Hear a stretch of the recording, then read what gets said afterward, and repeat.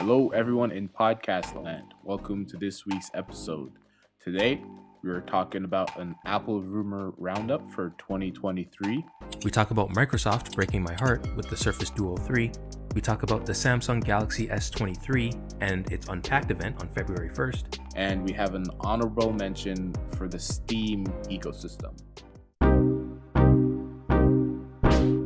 All right, topic number one. So, Apple is going to be having a pretty muted, 2023 in terms of products that they're releasing. And that is in part due to their headset coming out. Now, we've talked quite a bit about the headset and how 2023 is a year of virtual reality and what not to expect and what to expect. And it seems like we are closing in on a release window for Apple's headset. It's apparently going to be called the Reality Pro headset, and it's supposed to be coming this spring before WWDC. Now, I think we talked about the software before. It's going to be called XROS, and that is where Apple is focusing most of its attention. Now, because of that, we aren't going to be getting as many new products, and we aren't going to have as many revisions. We're not going to get really big redesigns. Everything else is essentially just going to be a spec bump. We're supposed to get the Mac Pro this year, most likely in fall, but it's going to be the same design as the Mac Pro. I think it was 2019 when it came out, right? The old cheese grater, I think people affectionately refer to it as. Yeah. Just going to be an upgrade to the internals, finally moving on to Apple Silicon. There was supposed to be an M2 Extreme chip that got canceled, so it's an M2 Ultra. No upgradable RAM, though. I know one of the past couple podcasts, we were saying, hey, it'd be cool if Apple did this, or it'd be cool if they did this. It seems like there won't be upgradable RAM. Hopefully, some sort of upgradable, GPUs or something like that. iPhones are going to be coming out this year, as always. I mean, you have to come up with an iPhone each year as Apple. But it seems like the iPhone SE4 is getting canceled. And there's rumors that they are working on touchscreen versions of MacBook Pros. Now, that's not this year or next year. That won't be until 2025 if we do see it. But yeah, I'm excited to see what this headset from Apple actually does look like. But it's going to be a slow year for Apple in terms of things to talk about. Yeah, I mean, it was one of those things where Apple seemed like 2023 was going to be a huge year for them with the new Mac Pro, with the M1 Ultra chip, with the M2 MacBook Pros, an SE4, and obviously the new iPhones. It seems like it was going to be like one of those banner years where we were just getting really cool stuff. But yeah, the potential of a lot of this stuff getting delayed or canceled is huge. Like even the M2 MacBook Pros might not even come out this year. And if they do, it will probably be pretty late, at least from some of the rumors that we're seeing. But the one thing I will say is, I've been really kind of not interested in the Apple headset. But one thing, we did talk about last week on the CES podcast is the HTC Vive XR Elite. And as much as, I was, not super high on that device, especially when compared to the Meta Quest Pro, in retrospect, I've been looking into it a bit more, and I still think the Meta Quest Pro does things hardware-wise that is insanely cool and much cooler than the Vive Elite. But one thing I did notice is you mentioned in a few podcasts where you could imagine a headset that just looked like a pair of ski goggles. And aside from like the busy design of the front of the XR Elite, that's essentially what it is. It's a very light, kind of minimalist headset. And I think Apple could take something like that. The fact that the XR Elite, this new Vive headset, is already so close to being just a pair of ski goggles with a battery strap to the back. I feel like I can see Apple taking something that looks like this and making it look way cooler. Either making it out of aluminum or having like a nice white minimalist interface and not having like this look of segments and cameras that HTC kind of makes it look a little bit busy. I could definitely see Apple taking this design, making it, or something like this design, and making it much more minimal and making a much cooler looking device that will get people on board. So that has kind of got me a little bit interested to see, okay, yeah, VR is going forward, AR is going forward. Can Apple make something that actually looks like it's not weird or cheesy or cringy to use out in public? Which we're not there yet, but I could definitely see we maybe can get there, if Apple can pull it off. With the SE4 potentially being canceled, so this was a report from Ming Chi Kuo, notorious Apple leaker. The idea that the iPhone SE4, which was supposed to be coming with the potential iPhone 10 slash XR 10R design, so updated design, and potentially even on a new chip, that's potentially got canceled. And Apple, I guess kind of fears maybe potentially a recession. That I think is kind of weird, because I feel like a device like that would do really well in a recession. Maybe they're Yeah. planning on raising the price even more so that it wasn't going to be all that viable. But then there was also news that, the base level iPhone, what are we on, 14s now? The base level 14, 15s. we're on 5th. Wow. So maybe even the base levels, weren't selling great. So in the next versions, maybe they would have to bring down the price of those models a little bit, which, we've talked about this on the podcast in the past. If those two devices get too close in price, it's already weird, like, to get a base level iPhone, if with the prices being so similar to the Pros. It could also be weird with the SE if it goes up in price and then the base level iPhones go down in price. It could be like, well, what's the point of this phone when you can just get the better phone for less money and stuff like that, especially with older versions of the flagship iPhones coming out at a lower, or still existing at lower prices. So yeah, I could definitely see it, maybe Apple trying to simplify the iPhone line.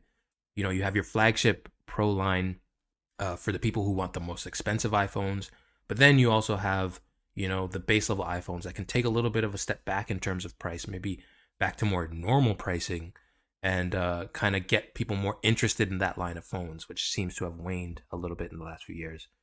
So yeah, I mean, it's weird. The one thing I am kind of interested about is the potential of a future of a touchscreen MacBook.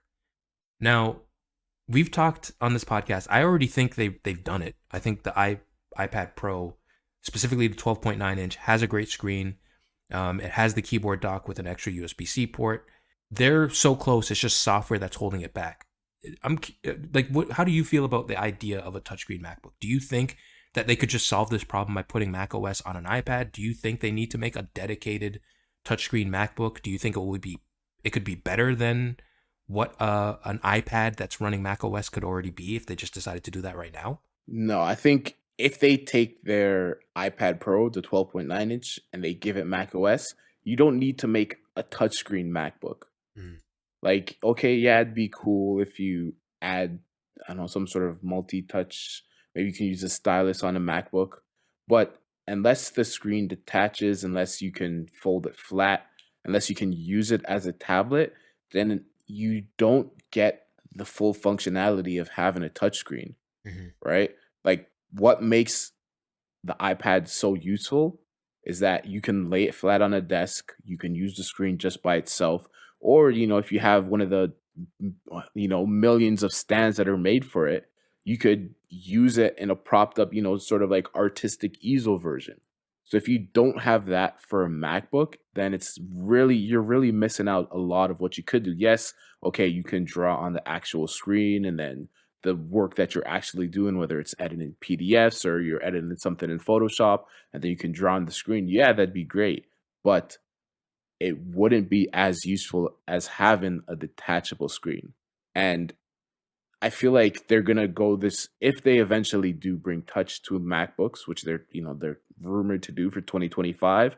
I feel like it's gonna go through this long process of, okay, we bring touch, and then 5 years later, now we have you can go, it's a two-in-one device, so you can fold the screen all the way around and use it as a tablet.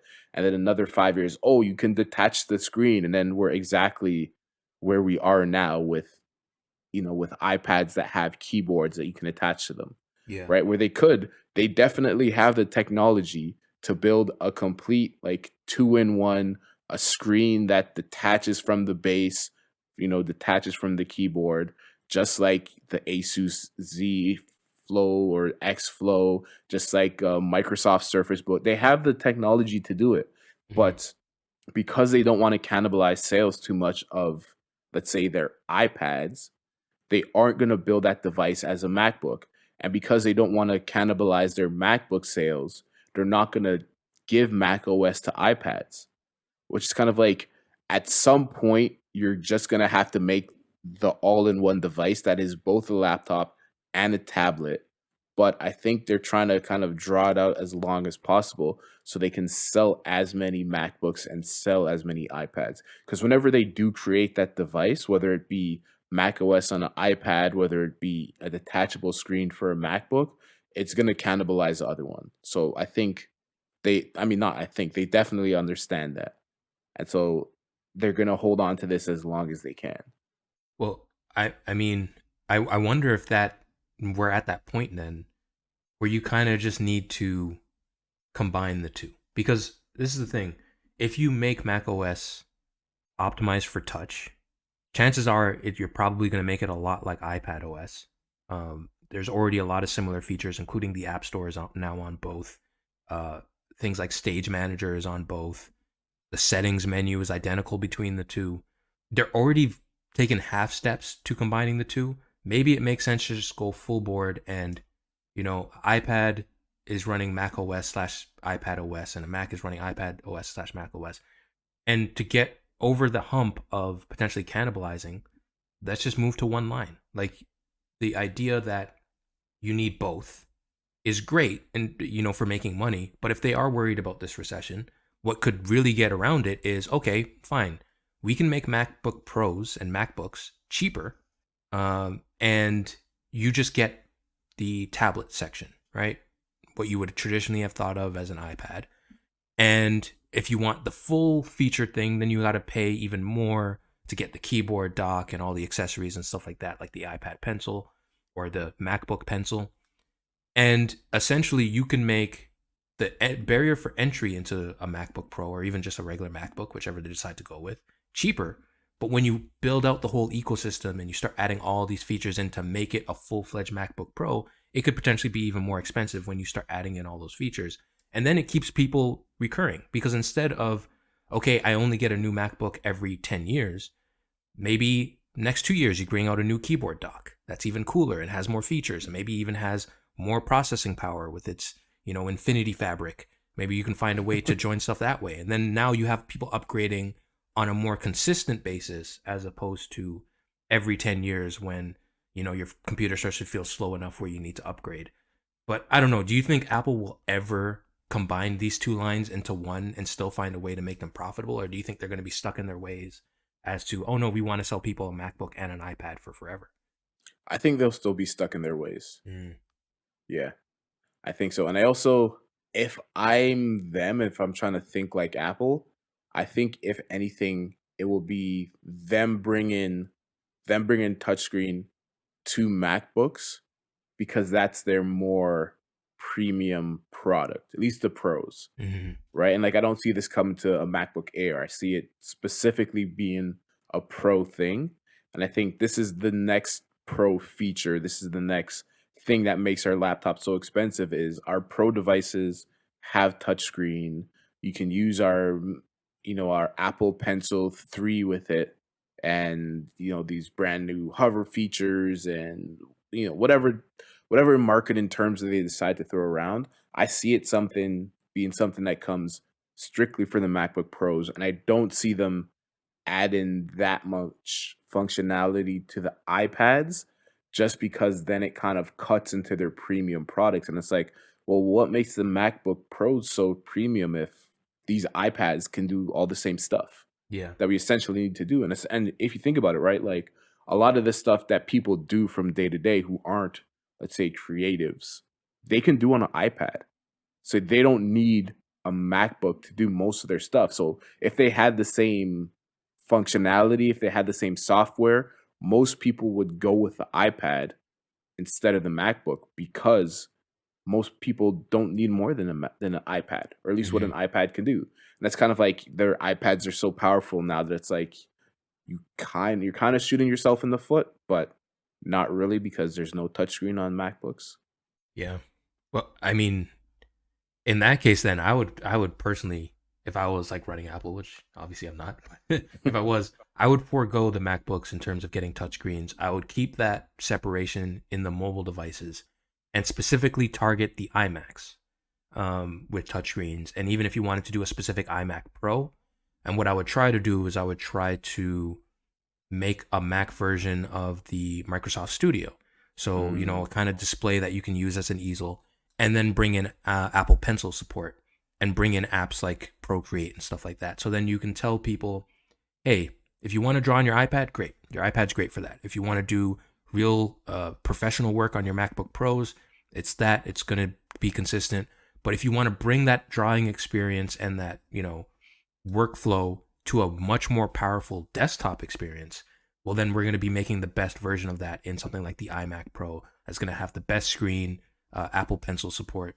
And then, you can kind of do it that way. And that way you're not kind of, that device can't be portable. So you're not kind of uh, forcing people or making people think that, oh, this could have just been an iPad. yeah. Um, and then I also want to say one thing I forgot to mention in our end of year podcast is one of the predictions that I got incredibly wrong. And I'm still saying I think it got delayed, but I still think it's going to come. Was when we got the studio display, and we found out that it had I think it was like an A13 or an A14 processor in it. I was like, okay, you know what? Apple's going to come out with a TV, and that didn't happen. But I still think it will happen, and I would imagine that you can kind of carry this tech forward in terms of a big iMac Pro with pen support, and then maybe even a bigger TV with Apple TV integrated and stuff like that. But I don't know. Apple seems to be weird right now. They seem to be kind of slowing down in terms of the new products they're bringing to the market, which I don't know, might not be a great idea. Maybe it just could be just a constriction of how many processors and chips they can get. Would kind of have to, you know, slow down how many products they bring. But yeah, I think they could do really cool things with the base that they have so far. Yeah. I do like the idea of the iMac Pro with a touchscreen, sort of Hmm. like the Surface Studio. I could actually see that being like I could see that as a justification. It's like, oh well, we want to give you a touchscreen, and this is for artists, and you want to work at a desk and draw on an easel. Well, here's the best of both worlds. I could actually be sold on that justification Yeah. if they made a stand system that's as smooth as the Surface Studio. If If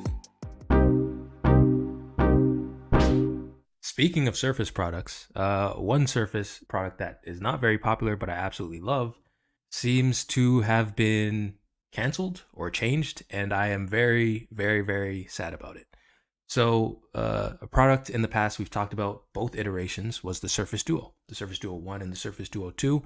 I think we both agreed that we kind of liked the design of the Surface Duo 1 better. It was without the camera, so it could fold flat.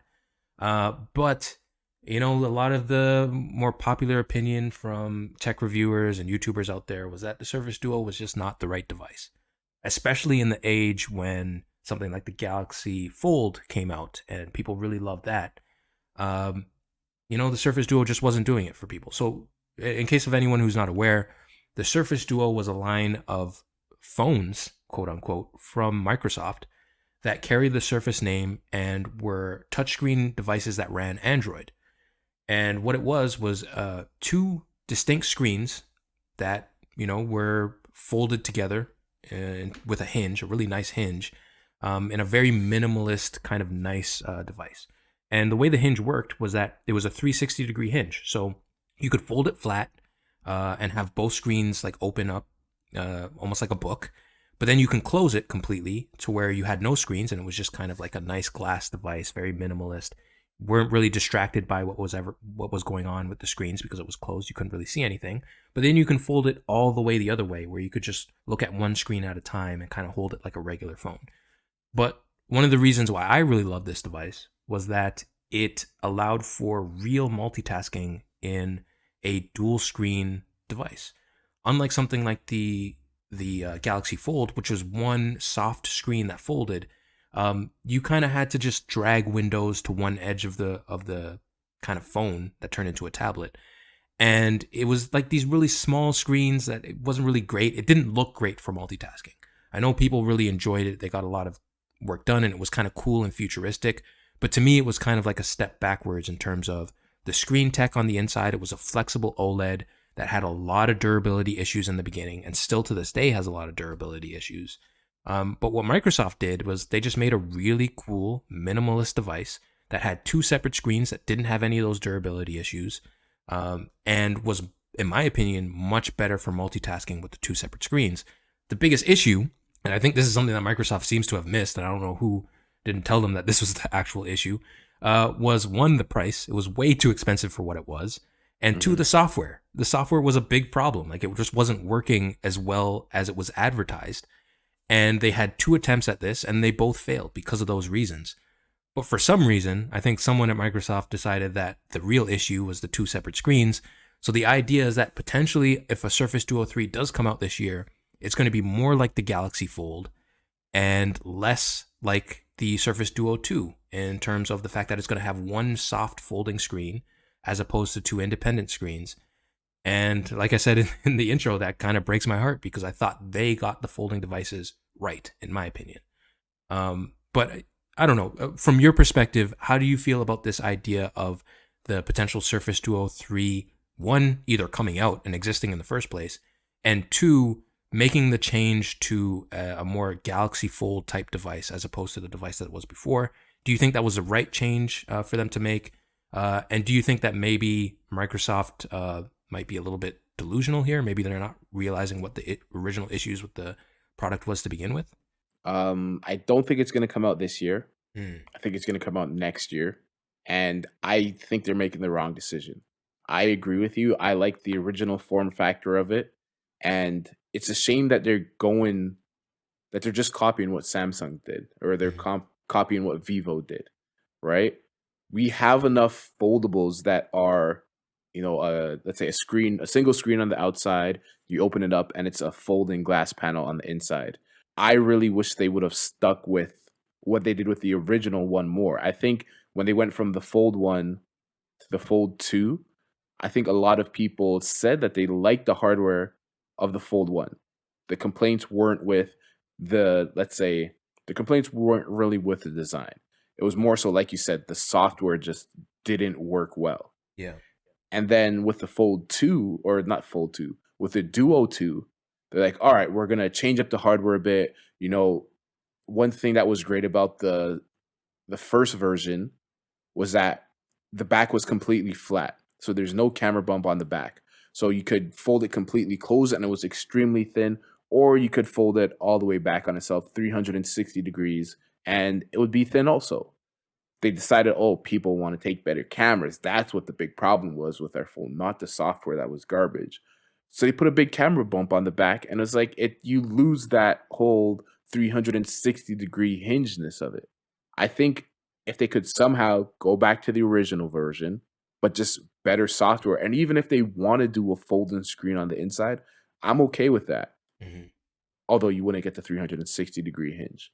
Yeah, I don't know. I think it's a shame, and I think it's because they were doing something differently, right? So much of what smartphones are is like everyone's either copying what Apple does or copying what Samsung does.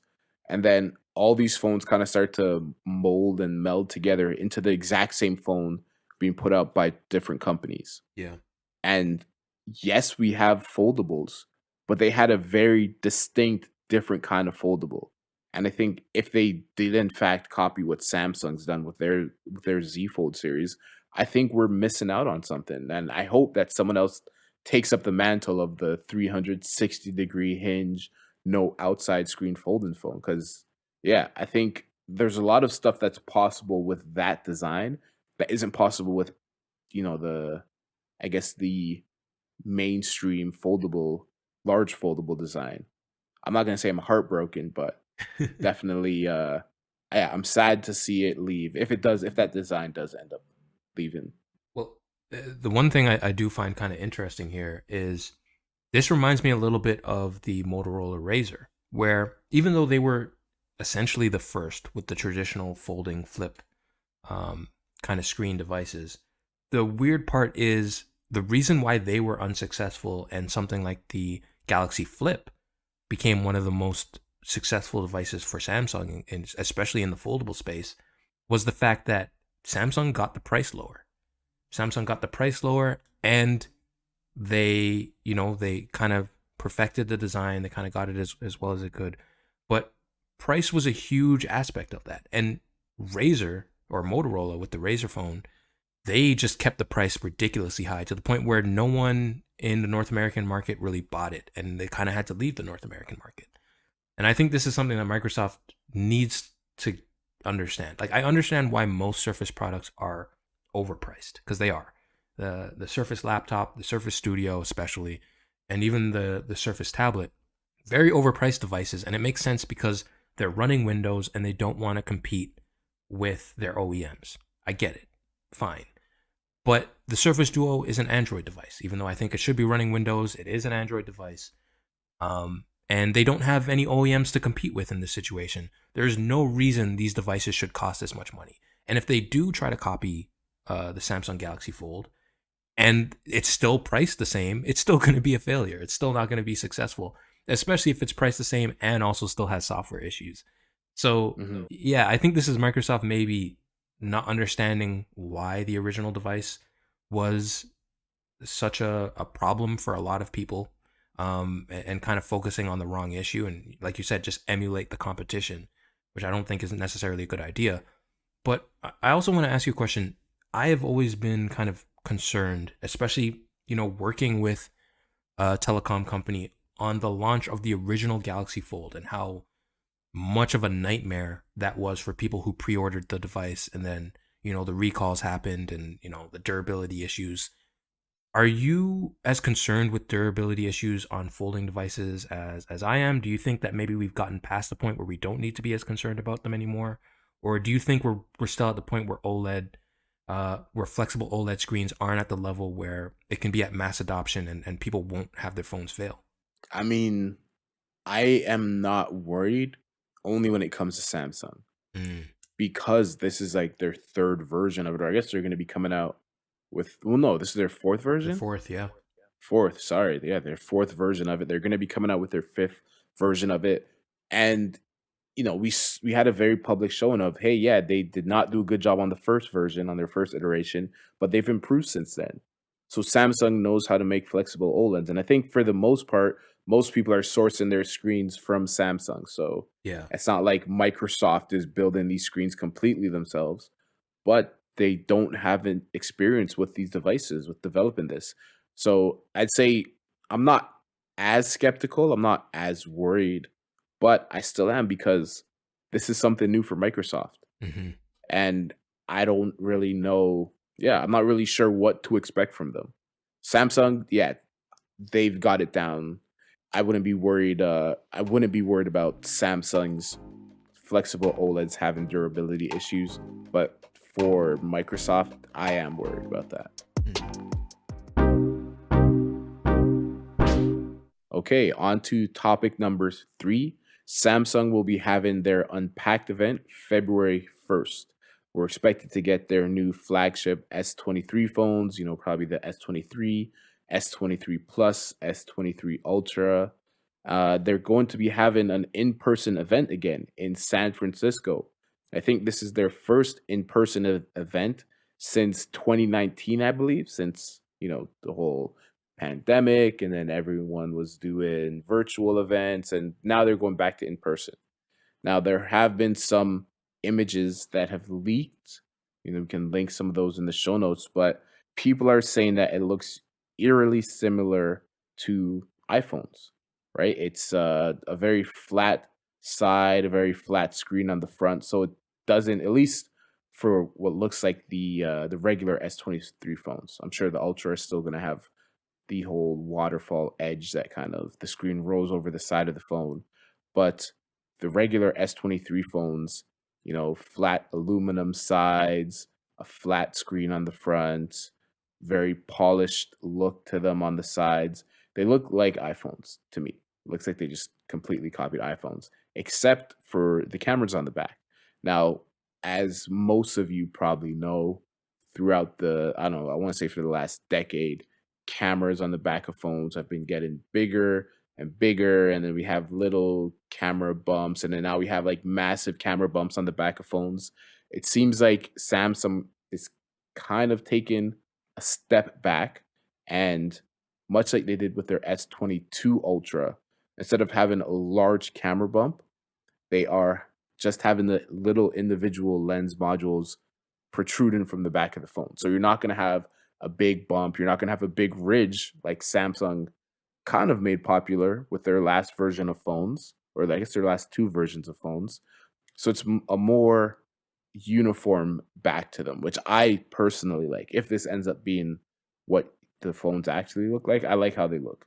I think it looks very clean, and I'm glad to see that where okay, we went to the big chunky camera bump, and now we're going back in the other direction. But have you seen the leaks of what these phones are supposed to look like? Do you think they look like iPhones, or am I just saying that because I have an iPhone and I'm trying to say that everyone's copying them? And do you like the look of the phone? Yeah, so I don't think. Well, this is the thing. Like what we were talking about with the last topic, all phones kind of look alike these days.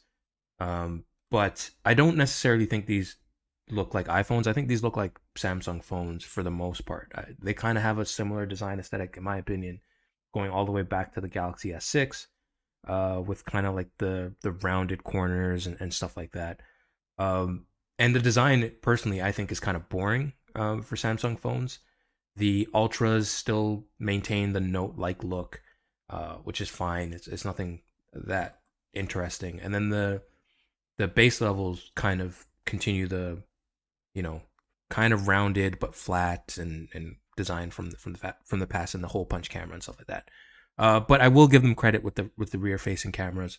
It's not a dramatic camera bump that kind of tries to sell you on the fact that this has the greatest cameras ever. That all these companies try to do, kind of embellish their cameras to make them look so much more prominent than they actually are. We get potentially a diminished camera bump if these leaks are true, and I'm 100% on board with that. I think these phones look really minimalist and kind of cool, but once again, a little bit boring. And I think what Samsung should do here, hopefully, is pump up the color options. If you're gonna make a phone that's this, I don't know, uninteresting for the most part, at least bring some kind of fun with some fun colors and stuff like that. But I don't think they're gonna do that. I think we're gonna get the typical, purplish color and black, and potentially like a white or an off-white phone. So yeah, I don't know. These devices in particular, uh, if these leaks are true, I don't think are going to be all that interesting, and we've kind of seen that with iPhones as well. In the past few years, they've kind of kept a similar design, and even with the base level iPhones nowadays, keeping the old processors. I don't think Samsung's going to do that. They have signed a deal with Qualcomm to be using their chips and getting potentially even a special version of the 8 Plus Gen 2 that's exclusive to them, which is a sign that they're going to be going away from Exynos.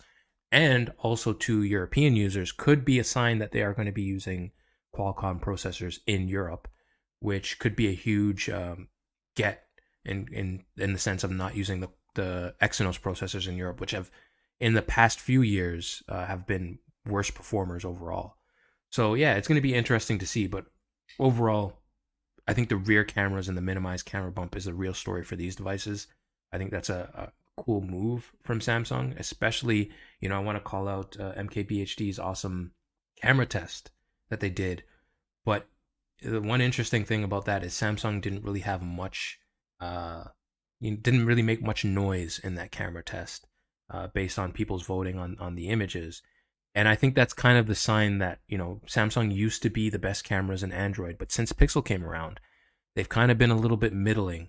And I imagine they're probably still much better in video performance, but I'm kind of curious if this move of minimizing the camera bump might backfire a little bit, especially when the idea of the camera being the selling feature of a phone, maybe you might want to put a giant camera bar on it like the Pixel does to get people more interested. But I don't know. Do you think that, like, I think the minimized camera looks cool, but do you think that potentially downplaying the camera a bit could be a good move in terms of design for Samsung, or maybe like could potentially make people think that it doesn't have as good a camera as something like the Pixel or even the iPhone?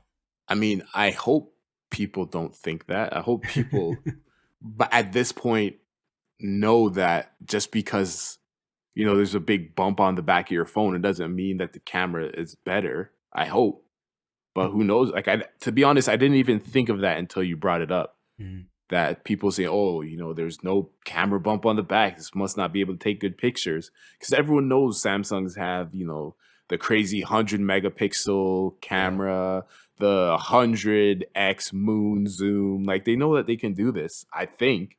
And I think that's one thing that, okay, if you do minimize the camera bump on the back or the camera bar or whatever it is on the back, in their presentation, they're still going to have you zoom in, let's say, across the Golden Gate Bridge to see your friend, or you're going to zoom into the moon to see some aliens dancing on it or something. They're going to do some sort of gimmicky trick like that that only Samsung does Yeah. and only Samsung can do.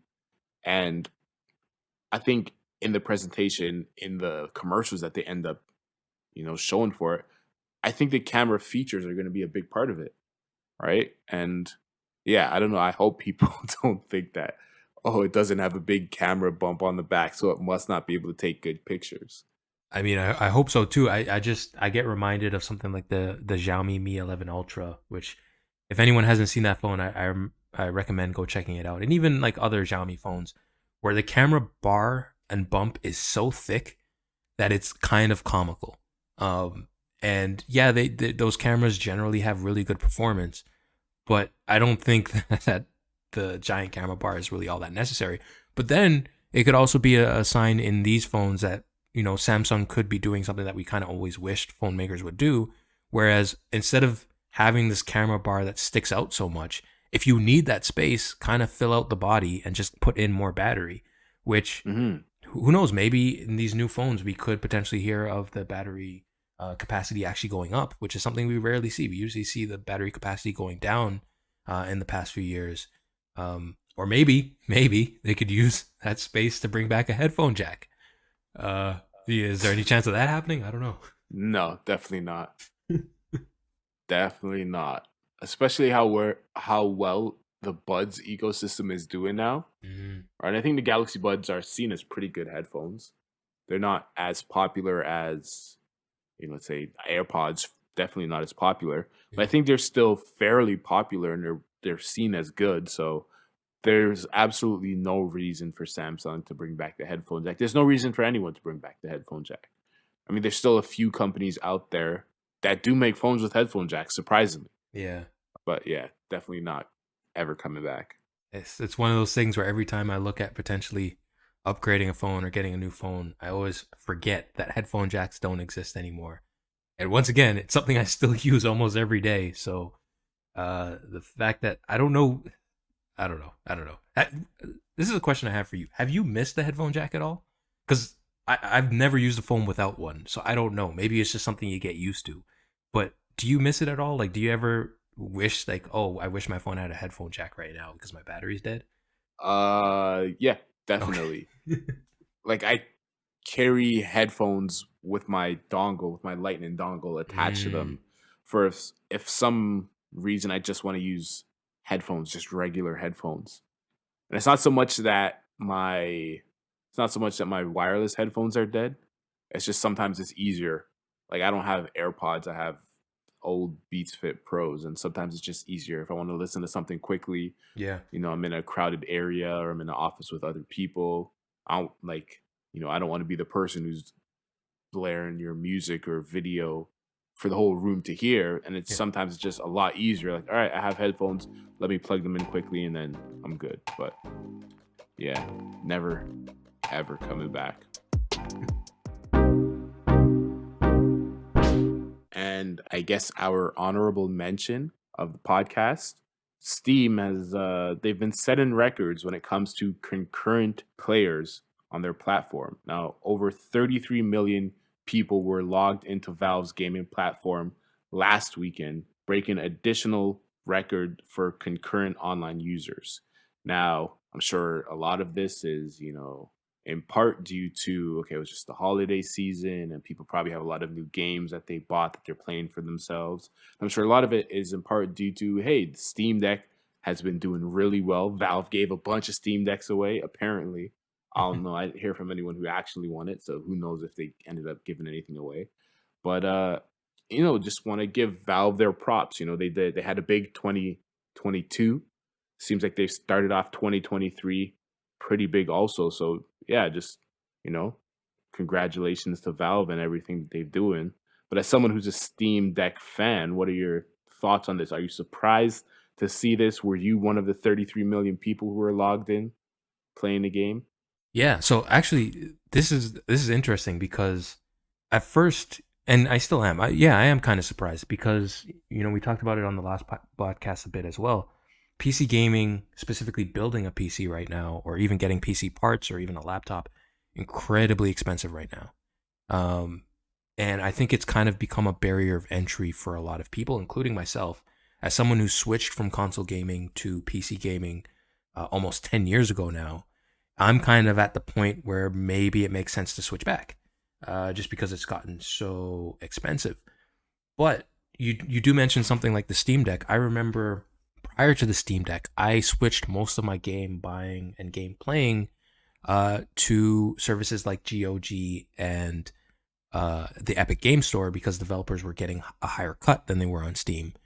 But the Steam Deck kind of made me rethink that because it just works really well with Steam games. It's out of the box. You just download the game, press play, and it plays. Uh, so that I could definitely see the potential popularity of the Steam Deck bringing more people back into the Steam ecosystem, even if you don't have a Steam Deck. Even if you think that you might want a Steam Deck in the future, or even a second version of a Steam Deck when it comes out. Just the idea of what the Steam Deck has brought to the table, I think, gives you a little bit more interest in the Steam ecosystem as a whole. But still, I'm still kind of surprised that the numbers keep going up, especially when you hear, you know, the PlayStation 5 selling record numbers and the Xbox Series doing really good. Uh, I'm kind of surprised. And then, when you think about the games that most people play, at least what it seems like most people play when you look at like Twitch numbers and stuff like that, you're seeing things like Valorant and like League of Legends and stuff like that, which, as far as I'm aware, I'm just trying to check now, but I don't think those exist on Steam. So in terms of the games that were leading to all this play time, the games were actually sorry, Valorant. No, I don't Hmm. think so. Yeah, I just did a check. Uh, It's not there. Counter Strike, Global Offensive, Dota 2, which is essentially League of Legends. You just have to pay for it. And the third place game in terms of how much people were playing, this game called Goose Goose Duck, which is like a free to play multiplayer game, sort of like Among Us. Hmm. I guess a play on the words in the Duck Duck Goose. Interesting. Yeah, I don't know. It's just one of those things. It's surprising to me that Steam keeps on hitting these astronomical numbers, but it probably shouldn't be because gaming is growing, and Steam, when it comes to uh, video game stores, is probably the most well known and the biggest and the most popular. I mean, almost everything is there. EA has come back to the Steam store. Ubisoft is coming back to the Steam store, and Microsoft has their games day and date on Steam now as well. When they took a break from that, so I don't know. It's kind of interesting. Do you see yourself potentially getting into the Steam ecosystem? Is it something that you've used in the past, and do you think like it's something that could potentially bring you in from PC gaming, especially with all the sales that they have? I could see myself dipping my toe into Mm. it. I'm actually interested in playing Goose Goose Duck Mm. after reading a little bit about it. Those social deduction games. I feel like I'm Benoit Blanc from Glass Onion. Yeah. But yeah, I'm definitely more of a console gamer. Definitely more comfortable console gaming. But I think with the popularity of the Steam Deck and getting to use it a bit, and just with Steam making these headlines, it's definitely gotten me interested in the Steam ecosystem. And yeah, I'm gonna check out a couple games, especially how often games go on sale. So I'm not surprised to see them, I guess, doing so well and setting records for themselves. And I'm looking forward to see what they have coming for 2023. Now, I don't imagine there's a Steam Deck 2 coming 2023, but I'm sure there will be plenty of Steam updates. Maybe some more big name games coming day and date to Steam. Yeah, I don't know. It's nice to see that the landscape is kind of filling out. It's not just Nintendo and Xbox and PlayStation. There's plenty of options for people to game on. Well, and also, I mean, for the PC market, Steam has been the go-to and kind of like the only option for so many years. I feel like GOG has been growing a lot. That is the Good Old Games owned by CD Projekt, where it's completely DRM free games. And then obviously the Epic Game Store, which people colloquially call either the Fortnite launcher or the free games launcher. But outside of that, they've gotten some pretty cool exclusives in the past, including they were, I think, for almost a year, the exclusive store for Kena Bridge of Spirits, now on Steam, but that's where I got it. And, they've been kind of doing these exclusivity deals, which I think has annoyed a lot of Steam players. And I think a lot of developers are hearing that. And that's why they're starting to see more games ship day and date on Steam, which is probably helping. But I think for this year, this upcoming year, the big thing to come out of Steam will be the new SteamOS kind of interface coming to Steam Big Picture Mode, which, like I mentioned in the past, it already exists in a beta testing form, but has not rolled out to everybody yet. I imagine that will roll out this year. And the potential of an installable ISO from Valve of SteamOS for anyone who wants to install it on their hardware. I think that will be a big move from them, once again competing with something like Windows for a gaming PC. I imagine it will probably work a lot better with something like an AMD GPU because that's what it's built around. But if Valve can at least get the first version out there to the public, maybe they can grow on that by making drivers for AMD, for NVIDIA, which has been very, very much a point of contention in the Linux space in terms of Linux gaming. NVIDIA has not supported Linux gaming very well. If this is a partnership between AMD and Valve, maybe this could be the kind of situation where AMD can kind of boost its popularity by hitching their wagon to Valve and SteamOS to kind of encourage people to, hey, get an AMD GPU with SteamOS and you'll save a lot of money because you don't have to worry about Windows and you'll have great drivers and all that stuff. So who knows? I mean, it could potentially be a big year for Steam, even bigger than we've seen in the past. Yeah, guess we'll have to wait and see.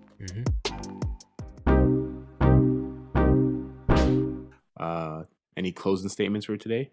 It's something we talked about a little bit last week, not on the podcast, but I just wanted to give a shout out, or kind of a reverse shout out. There was a time when I was looking into potentially getting an Xbox Series S or even an X maybe. But I just realized that Microsoft has terrible, terrible support in terms of being able to call them to get help.